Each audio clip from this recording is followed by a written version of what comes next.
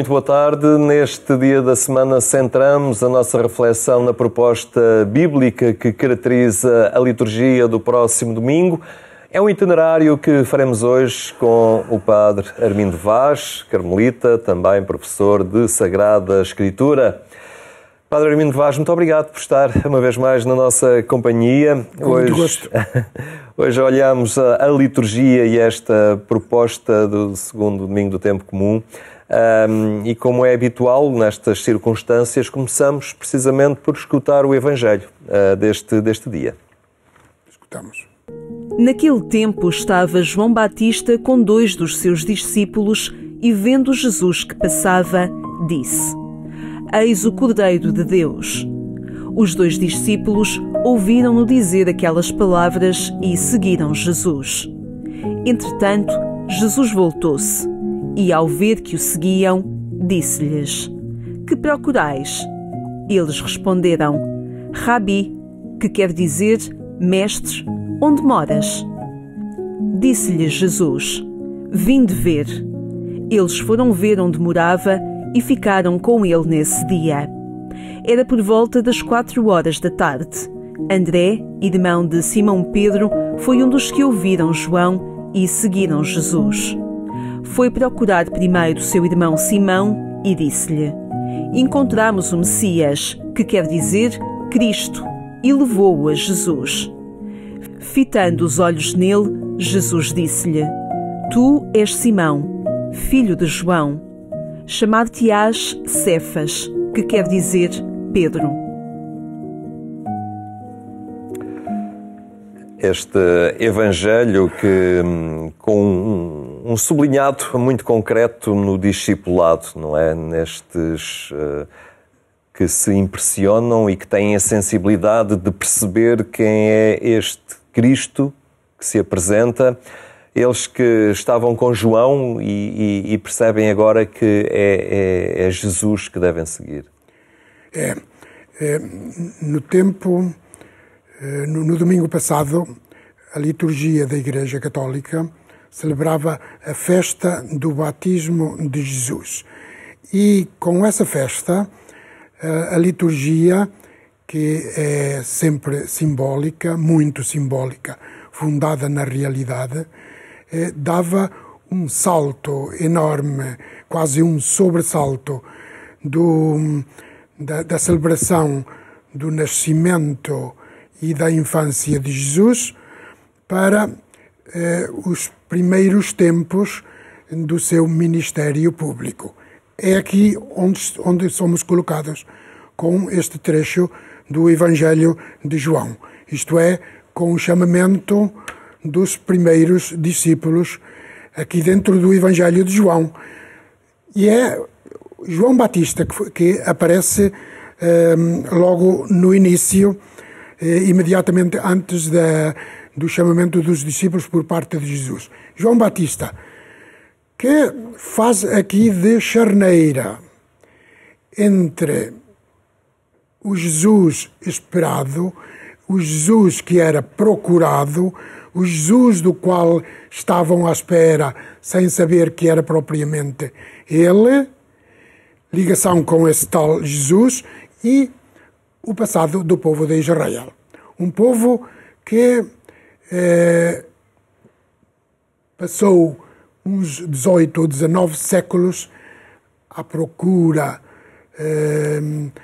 às escondidas, à procura do verdadeiro Deus e à espera de que o verdadeiro Deus se revelasse, revelando-se em alguém, como estava a revelar-se na história humana. Para o povo de Israel, o verdadeiro Deus deveria ser o Deus da história humana, o Deus das pessoas, o Deus com as pessoas. E esperavam que fosse também o Deus nas pessoas. Ora, foi isso o que João Batista indicou aqui, a estes que vão ser discípulos de Jesus. Ele indica-lhes: eis o Cordeiro de Deus. Aquele Cordeiro que os israelitas estavam habituados a imolar em sacrifício, com uma intenção simbólica de celebrarem a Páscoa dos hebreus na transição, na saída da escravidão do Egito para a liberdade, esse cordeiro que eles imolavam para celebrar uma festa de libertação das pessoas, dos escravos, é aquele que, de alguma maneira, João Batista indica. Numa pessoa, agora, neste Jesus, dizendo-lhes a estes candidatos a discípulos de Jesus: andamos a celebrar a Páscoa judaica, celebrando a festa da nossa libertação, que foi a narrativa fundadora da nossa fé, da nossa espiritualidade, da nossa história. Pois bem, esse cordeiro agora já não um animal que verte o seu sangue num acto simbólico para celebrarmos a nossa libertação humana. Não, agora é uma pessoa, mas que vem de Deus. Eis o Cordeiro de Deus. É um enviado de Deus para nos libertar definitivamente. Este definitivamente é para nos libertar com uma libertação que é radical. Nos liberta daquilo que é o princípio e a base de todas as nossas escravidões e de todas as nossas limitações piores, que é o nosso pecado. Este é o Cordeiro de Deus que vem libertar-nos definitivamente. Que procurais? Diz-lhes Jesus quando João Batista aponta para ele. Que procurais? Sois homens de procura? Andais à procura de Deus? Pois bem, sou eu. Eles querem saber onde mora. E agora querem saber onde mora. Isto é interessante. Onde moras? E Jesus nem lhes responde.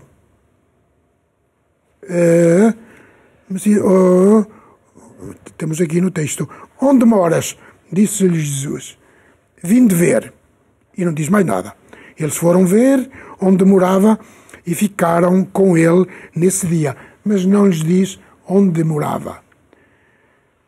Pelo visto, é a intenção do evangelista, parece, possivelmente pelo menos, intenção do evangelista sugerir que ele mora com eles e que eles devem morar com ele e que ele quer morar neles. Mas há aqui também uma determinada revelação messiânica. Eles voltam e dizem: encontramos um Messias, não é? Encontramos o Messias. Isto é, aquele que procurávamos.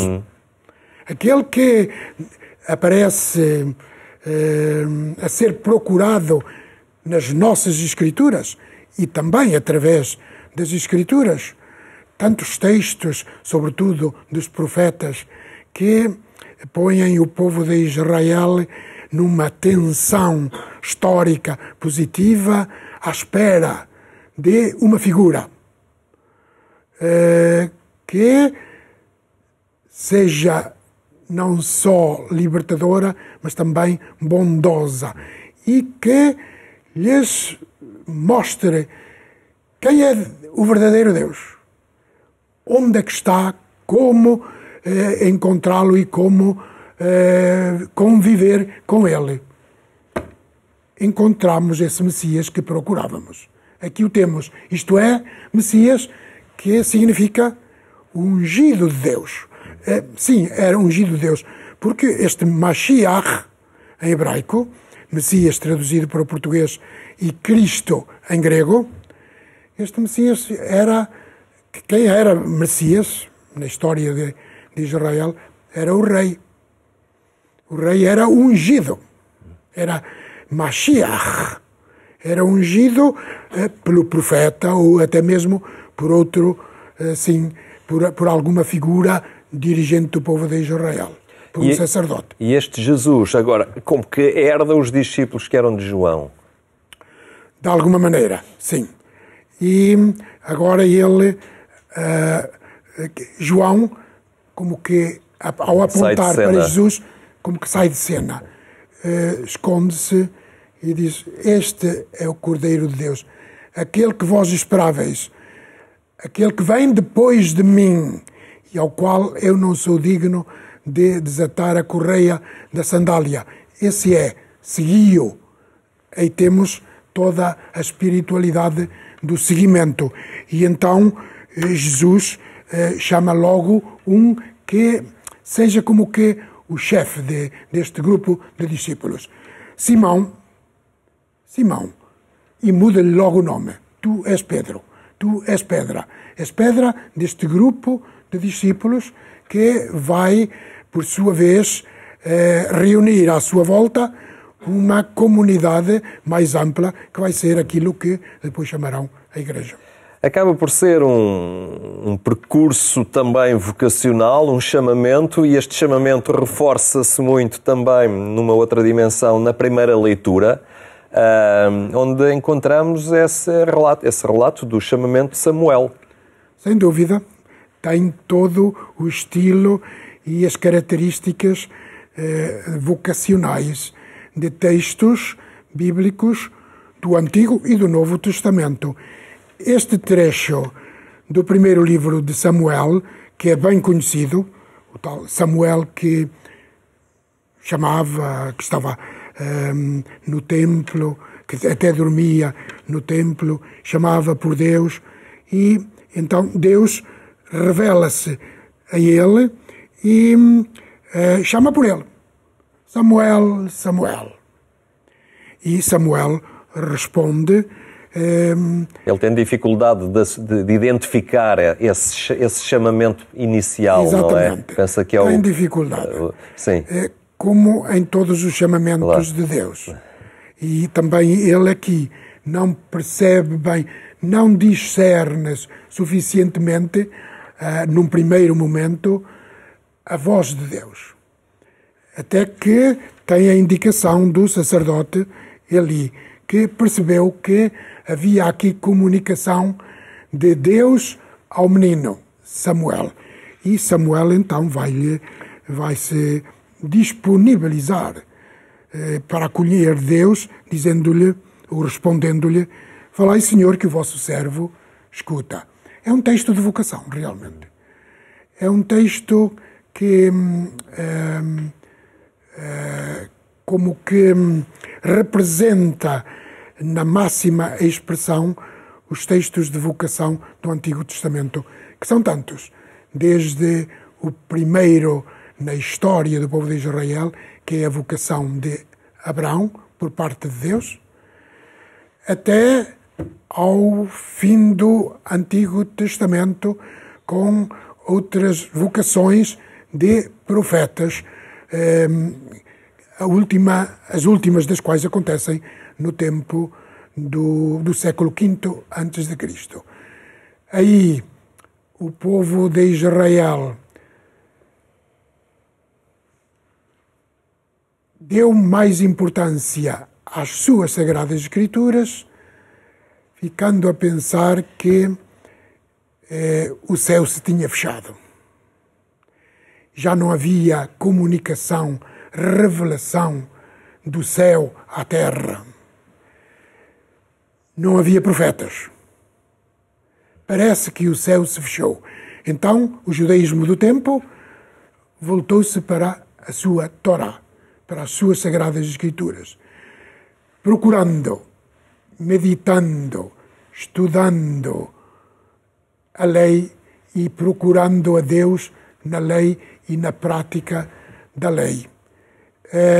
Este texto de Samuel é uma das vocações mais claras e mais exemplificativas e ilustrativas da vocação divina na história do povo de Israel. E Deus chama pelo nome, não é? Não é um arregimentar de pessoas, não é o aderir a uma proposta, é específico na chamada. É Samuel, é aquele que é chamado e é ele que também mostra a disponibilidade para aceitar. E também se mostra aqui o Deus, a imagem de Deus, pelo menos uma característica, um traço da imagem de Deus, que é típica da caracterização da imagem do Deus bíblico, desde o princípio da religião bíblica, com os patriarcas bíblicos, até Jesus. E esta grande característica é o facto de que Deus é o Deus que fala com as pessoas. É um Deus que fala com as pessoas e que quer ser comunicado, quer ser invocado pelas pessoas. Aqui fala-se, o Henrique diz bem, põe-se Deus a falar à pessoa. No fundo, nós temos que dizer, o texto põe Deus a falar com a pessoa. Aqui com Samuel, que vai ser o grande profeta, o primeiro grande profeta dos profetas de Israel. Põe-se Deus, esta é uma característica do povo de Israel que nos deu duas grandes realidades, que nos legou à humanidade duas grandes realidades. A Bíblia e Jesus. E na Bíblia, Israel mostra como deve ser o Deus verdadeiro. Tem que ser, como mínimo, o Deus das pessoas. O Deus com as pessoas. O Deus para as pessoas. Até que ele se revelou definitivamente como o Deus na pessoa. Aqui fala com a pessoa e quer ser invocado pela pessoa. Também quer ser rezado. E é aí, nesse diálogo, que Deus vai revelando-se. Na segunda leitura, temos Paulo, que escreve à comunidade de Corinto, uma primeira carta, e aí já é, de alguma forma, aqueles que aceitaram estar no caminho, que aceitaram essa vocação de ser cristão, de ser seguidor de Cristo, a quem Paulo convida a viverem de forma coerente com essa adesão que fizeram a Cristo. Não basta ser de Cristo, temos que o justificar com as obras e com a nossa atitude perante a vida e perante os outros. E esta leitura, que geralmente não está em linha com as outras duas leituras bíblicas, a primeira e a do Evangelho, neste caso aqui, ela enquadra-se bem na linha temática das outras duas, sobretudo do Evangelho. No Evangelho, os discípulos perguntavam a Jesus: onde moras? É uma pergunta muito interessante para o Mestre, no qual eles vão ver o Filho de Deus, o Mashiach ungido de Deus. Onde moras? E os discípulos vão percebendo e captando, através do contacto com Jesus, que onde ele mora verdadeiramente é nas pessoas. Pelo menos o Jesus como Cristo, isto é, o Jesus ressuscitado, agora mora verdadeiramente nas pessoas. E é o que Paulo percebeu, e é o que Paulo aqui deixa bem estampado para todos os discípulos de Jesus. Cuidai do vosso corpo. Sede coerentes com aquilo que sois. Sois em Cristo Jesus. Essa é uma boa definição do ser humano como cristão. É aquele que é em Cristo Jesus. É o que vive em Cristo Jesus. Em Cristo Jesus. Esse é o indicativo. Vós sois em Cristo Jesus. E agora vem o imperativo. Vivei segundo o Espírito de Jesus. Esse Espírito é o Espírito de Jesus ressuscitado. E Paulo, então, depois acrescenta as célebres palavras que dignificam o discípulo de Jesus, mas que também o definem e o enriquecem. Não sabeis que o vosso corpo é templo do Espírito Santo? E quem é este Espírito Santo? É o próprio Jesus em Espírito. É o Espírito de Deus, que no Novo Testamento é o Espírito do Pai e do Filho. O Espírito que o Pai comunicou ao Filho, desde a sua concepção e nascimento, e o Espírito que o Filho recebe do Pai, sendo assim o mesmo que o Pai. Eu e o Pai somos um. Porquê? Porque Jesus recebeu o Espírito de Deus. Tinha em si o Espírito de Deus. Ele, então, depois de ter morrido, tornava-se presente, estava presente nas pessoas através do seu Espírito. Não podia fazê-lo fisicamente, porque corporalmente ele já tinha morrido. Agora podia fazê-lo de uma maneira, era em Espírito.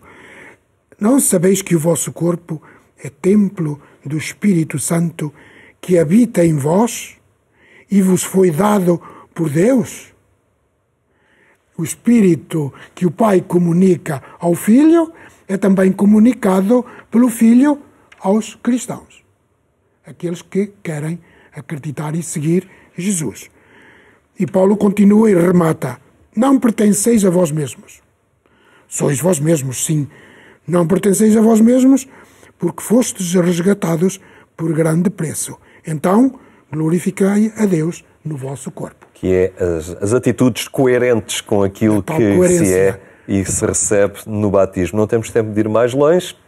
Padre Armindo Vaz, muito obrigado pela riqueza da interpretação desta proposta da liturgia. Agradecemos muito a sua vinda ao nosso programa uma vez mais. Muito obrigado. A terminar, a recordar apenas que amanhã, poucos minutos após as 6 da manhã, ainda pode acompanhar na Antena 1 a edição rádio do programa Eclésia. Nós ficamos por aqui. Tenha então uma muito boa tarde. Tenha também um bom fim de semana.